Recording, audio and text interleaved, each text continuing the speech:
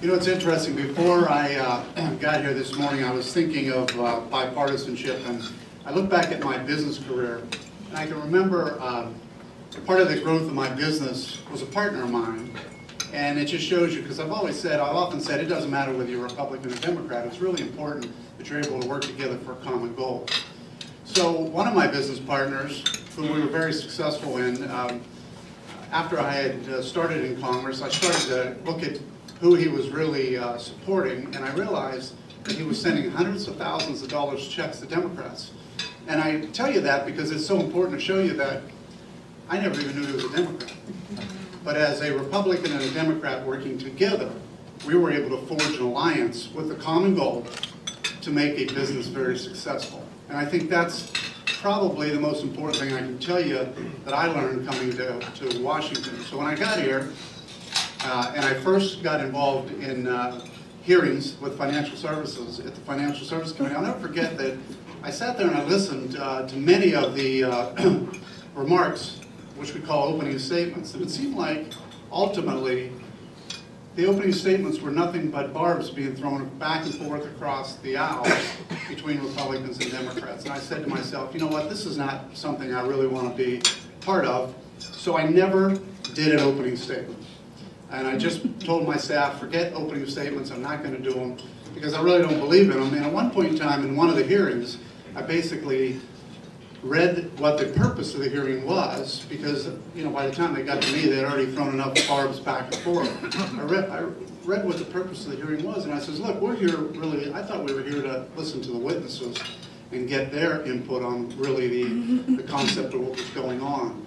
And that's really what brought John and I together, because I'll never forget the day John walked over to me and said, you know, I noticed that you really, you know, aren't one of the people that throw hand grenades or whatever, the way he approached me about that, and said, but you're one of the guys that really wants to get to the facts. And that started a relationship that is really, I consider John a friend, I consider a good friend, close friend, and an ally, even though he's on the other side of the aisle. And together, we have been able to form the bipartisan working group.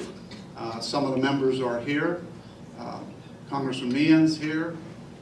Congressman Owens back there. We're all here. And we will continue to grow this bipartisan group based on this idea that as long as we have a common goal, we should be able to work together to get something accomplished. And I think that's so important. We have, John and I introduced this Flexibility Act, which is really part of a follow-up to something we called the Employee Act, which was part of the bipartisan group. And the Employee Act was a bill that basically said, let's start to look at the people that are unemployed, and let's figure out a way for businesses. And this was an idea I always thought when I was in business, it sure would be great if I was able to get some assistance when I trained people. And there were so many unemployed people walking into my business saying, I'd like to have a job with you, and then when they found out, and they were on the long-term 99-week unemployment, they would say, well, what's it pay? And I tell them, and they go, well, that's okay, I'll come back in 55 weeks. And I thought this was a little bit ridiculous. We should be training these people and using those dollars. So that's where the idea came up. It was brought before the bipartisan group. John agreed with it, and many of the other members agreed with it. We moved it forward. It became part of the, what was the 2012 Act? One of the extensions, right? Right. Employment benefits. And then ultimately what we passed just recently, what John and I just signed on to, we found out that the states were not really able to move forward on using unemployment dollars, because what this did is allowed unemployment dollars to be used for training. And the states were having such a difficult time that we had a number of meetings with representatives from the administration, representatives from the states. We started realizing there were some flaws in it, and that's the bill that we just introduced to try and eliminate some of those flaws so that unemployment dollars could be used. And again, that's just not one of the things. We're working on a number of issues together. I'll let John talk about some of those, but it has been a great relationship, getting to know John and working with John. But again, I put that all the way back to my days in business. as long as we have a common goal, we may disagree on how to get there in some cases, but if we work together, we can get there. And John and I have been able to do that. And with that, I'll introduce John.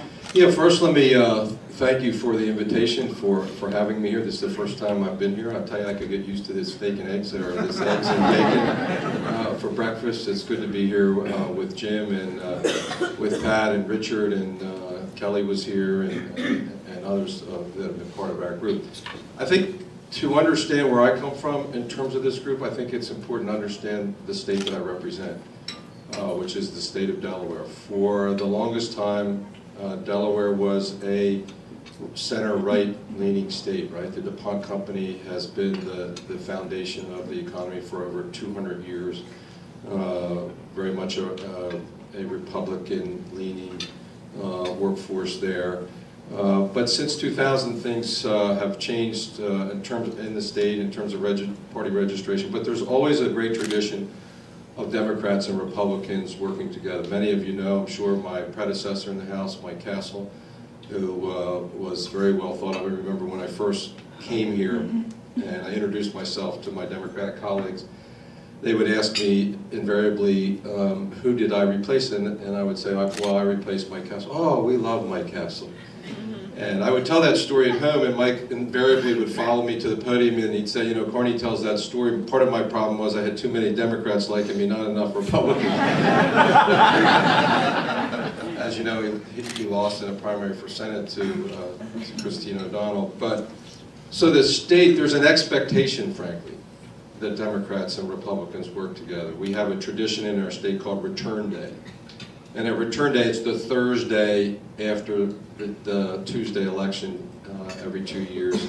And it's held in the county seat in the lower county in Georgetown. Many of you, I'm sure, have been to Sussex County, to the beaches of Rehoboth or Dewey, or most of the people I meet here in Washington tell me that they met their spouse or significant other at a party in Dewey Beach. So they've been to the state of Delaware. But we have this great celebration, and at the end of it, where the winners and the losers in the elections from 2 days before have to ride in horse-drawn carriages around the town, and they gather in the circle afterwards. And at the very end of that ceremony, they have bands and, you know, all kinds of things. The parade goes on for a couple hours, but at the very end, there's a ceremony where the Republican chairman for the county and the Democratic chairman and the third-party chairs gather on the podium, and they take a hatchet and they put it in a box, and they actually bury the hatchet with sand from Dewey Beach. And obviously, it is it's symbolic for sure, but the idea is, look, we're Democrats and Republicans, yes, but before anything else, we're Delawareans. Now is the time. The campaigns are over, put our differences aside and go work for the people of our state. And it's a tradition that, frankly, has been successful. There was a time in our state where things were not in very good shape in the economy back in the 70s. And Pete DuPont, I'm sure many of you know, Pete was just elected as governor in 1976. And that first State of the State address, he declared that the state was bankrupt. And of course, a week later, he was summoned to Wall Street to explain just exactly what he meant by bankrupt. And the state's credit rating, of course, was dropped to the lowest in our history. And after that, the governor proposed a budget which the Democrats threw out, passed their own budget. The governor vetoed that budget, and then the Democrats, which controlled both the House and the Senate in those days, passed their own budget over the veto using their own revenue estimates. Well, it was a complete and utter disaster.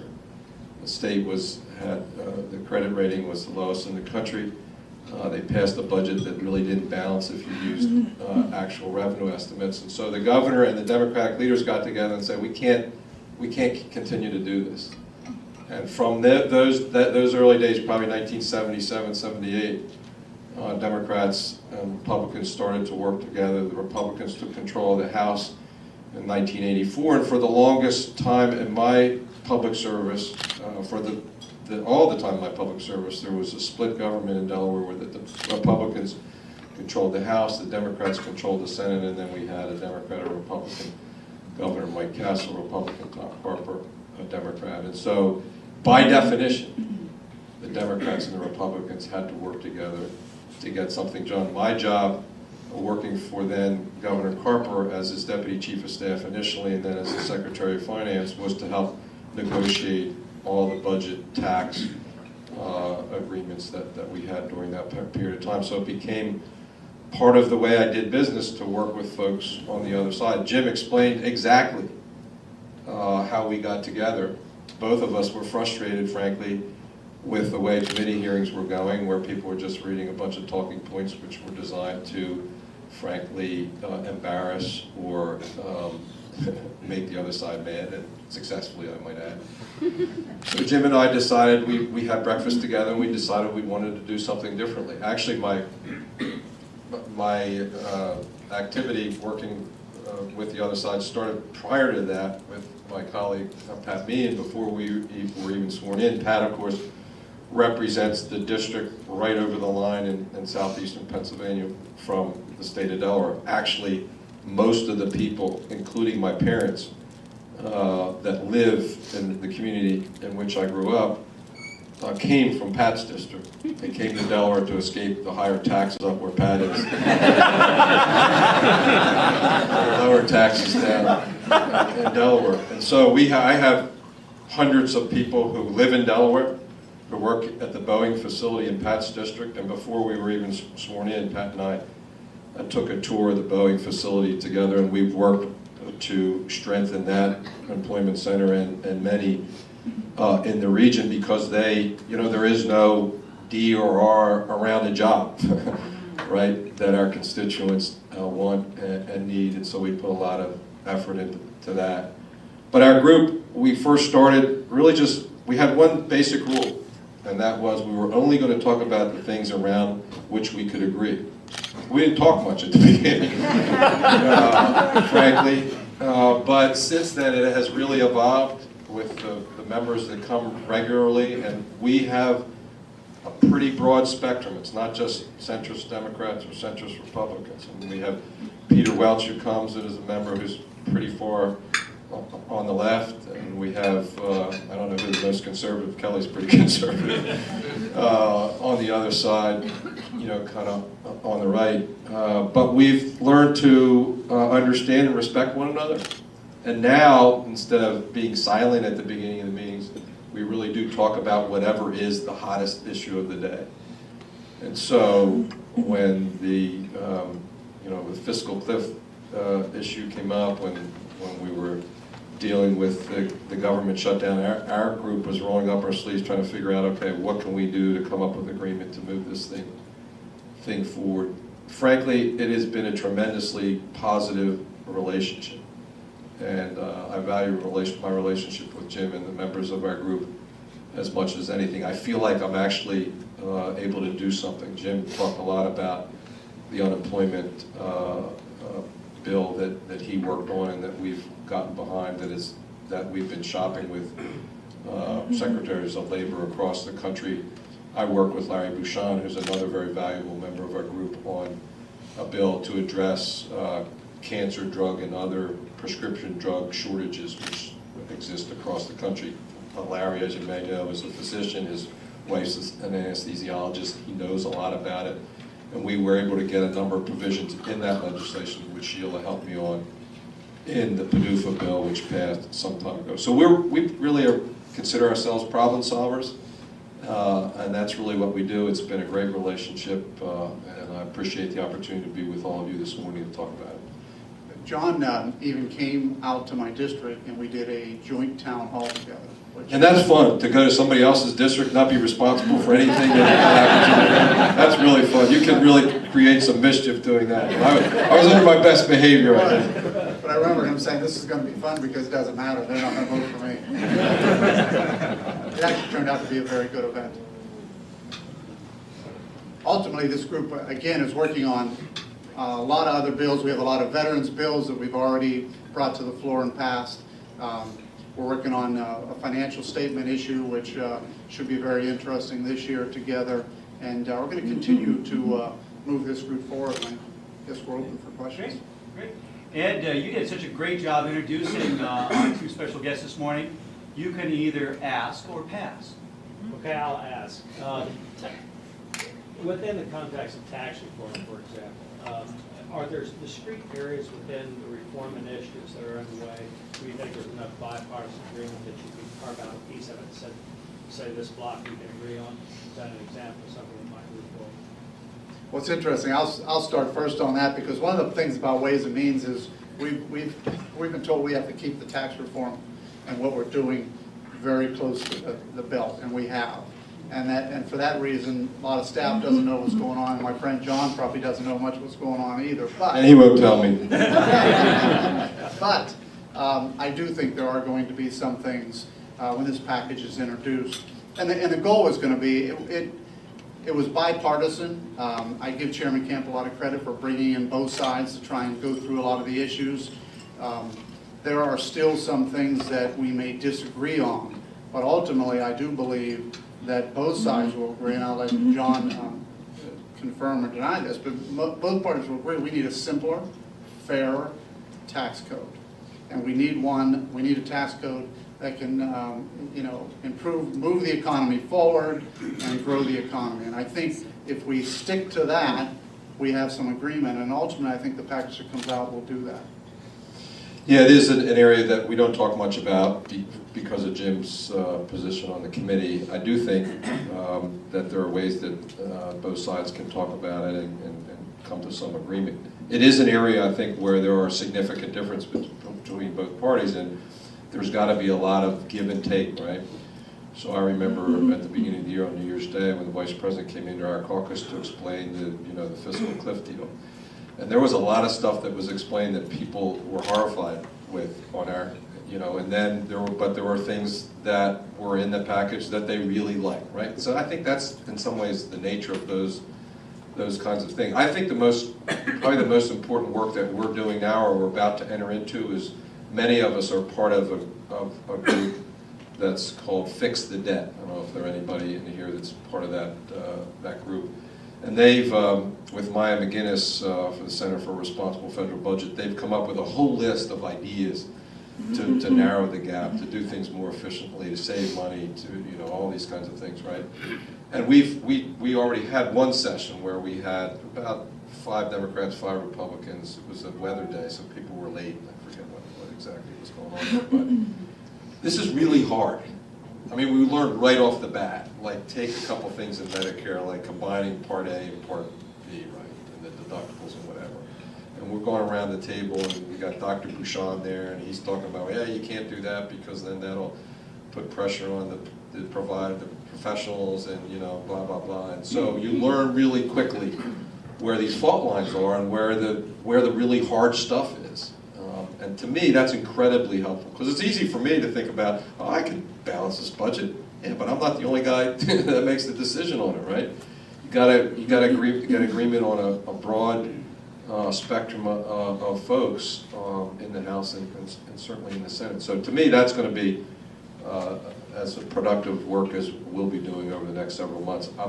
We've kind of charged each member to go back with their staff and go through each individual item so they understand exactly what the proposal is. Part of the problem is, in the House, of course, we just get served up these deals and it's kind of take it or leave it. You can't really, you feel like you don't have any input on individual pieces of it. This way, we feel like we can better understand what we need to do. There are some pretty obvious things that we're not doing that could save the country a ton of money, and we're just not doing it that would make a lot of sense, just common sense.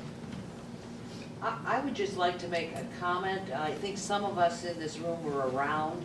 We were really young, but 1986 Tax Act, and what you all are doing is exactly what happened then with Packwood and Bradley and Rostenkowski and Bill Frenzel and what have you. And it took that gestation period quite a bit of time till it happened, but it was major when it did, so I applaud you because you're on the right track. Thanks very much. Yes, any thought of taking your coalition idea and go by camel?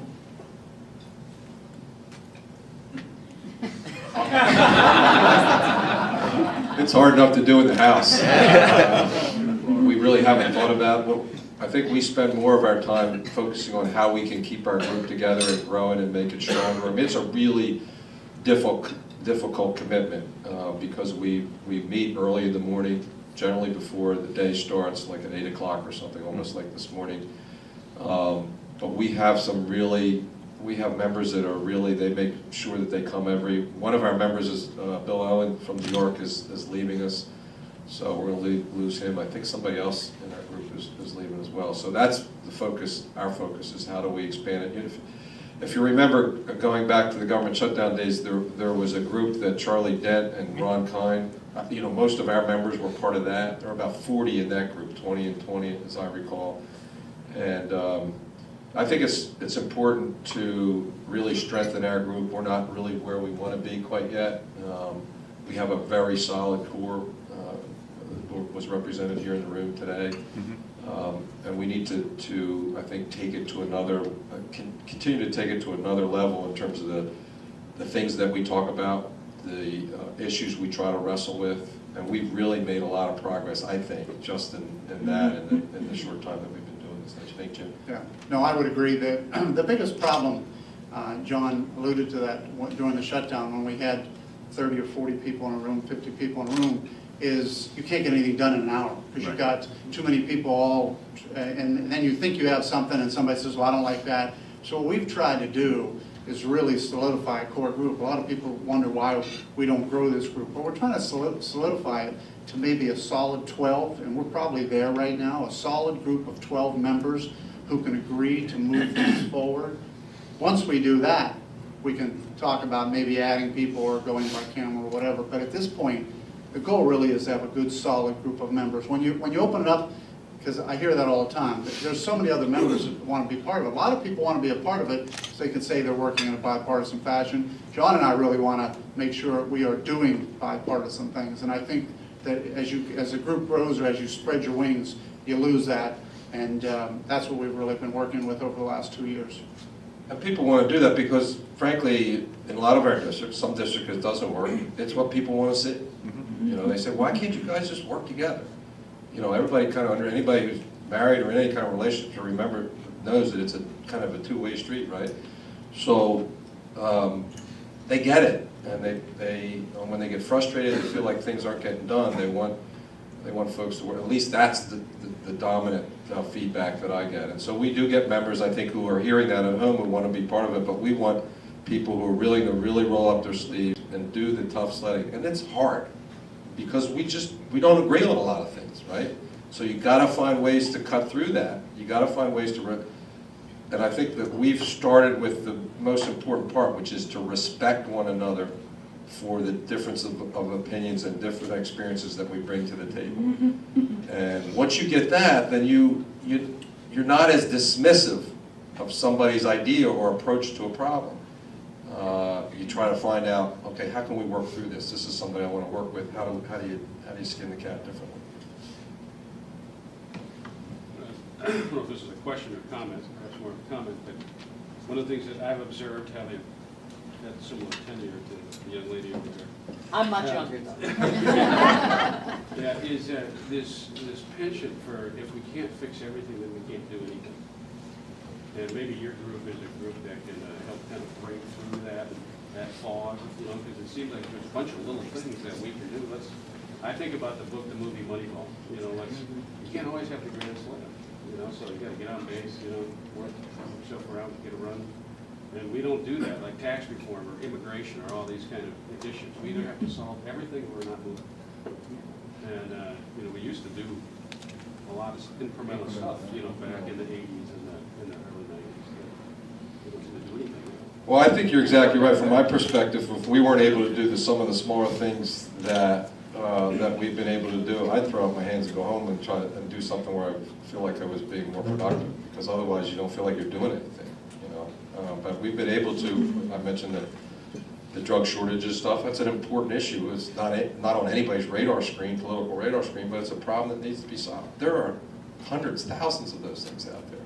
Pat's worked on the drug courts for veterans. I mean, we have a big problem with veterans returning with real mental health issues, right? Well, there are different ways of dealing with that. Pat's been championing that in his area, and those kinds of ideas, they come up to our committee, and we try to work on them and put them into action. But you're exactly right. I mean, if you try to do all the big stuff, many of us on the group were for the grand bargain, and you realize that ain't gonna happen. Let's work on small pieces. And we've kind of nickel and dimed our way to some real progress on that. I think that's got to be the goal, and I would agree with you. One thing I've learned in 3 years in Washington is, you're right, it's either all or nothing, and then you get this big package and there's stuff thrown in it. There are so many little things we can do together, and that's one of the things we've been able to do as a group, and we're going to continue to do. That doesn't mean in the future we won't have a home run issue, but I think what we've agreed over the last 3 years, 2.5 years, is to continue to get singles and doubles, and then find that right moment to hit the home run. I mean, the unemployment thing that Jim talked about is a great example, a very pragmatic way to use unemployment funds to help a small business actually bring an employee back, give them on-the-job training, as opposed to just getting the check, and sitting at home. It's very pragmatic. It's things. There's already an existing option in the law that states can use, and all the state people that we've talked about have been very encouraged about it. There are some barriers that prevented it from taking off, but it's something that we've worked on together and that will really make a difference. Last question, anyone? Well, since you don't have one, I do. Looking at the immigration reform, pundits are now saying there's a 20% chance that we'll get it done because it's too immense. The House is too divided. What do you guys think? And I know you've started talking about it in your group. Is there a possibility of doing it in a piecemeal way that the Speaker has proposed, of taking as opposed to one omnibus immigration bill, or do you think this too is an impossible task? Well, in our group, we have actually had meetings on immigration, and we've had some very good meetings because there are some important issues on immigration. We educate some of the smartest people in the world, and then they end up going back to other countries. I mean, just some of these issues that we see. We know we need border security. So I actually believe, from the House standpoint, that if we take immigration in a piecemeal approach, not what the Senate did, but look at some of these issues that we've had brought up to us in our group, but at the same time looking at border security and all the piecemeal ideas that Representative Goodlatte is working on, I think we have an option of being able to get some immigration reform done, and I think that's the key to getting it done. There's always going to be people in the House that say no, and I think we'll have to get past that on both sides, no matter what we do, but I do think there's some good common sense ground we can forge. Yeah, I would just agree with that, and in our group, we've talked a lot about it. There are, I would say the majority of the different issues that come up, we can reach some agreement or some accommodation. The big issue, of course, is status in terms of citizenship or whatever status. Prior to that, how long and what have you. That's the hardest part, I guess. And it gets bogged down because it becomes an all or nothing kind of proposition.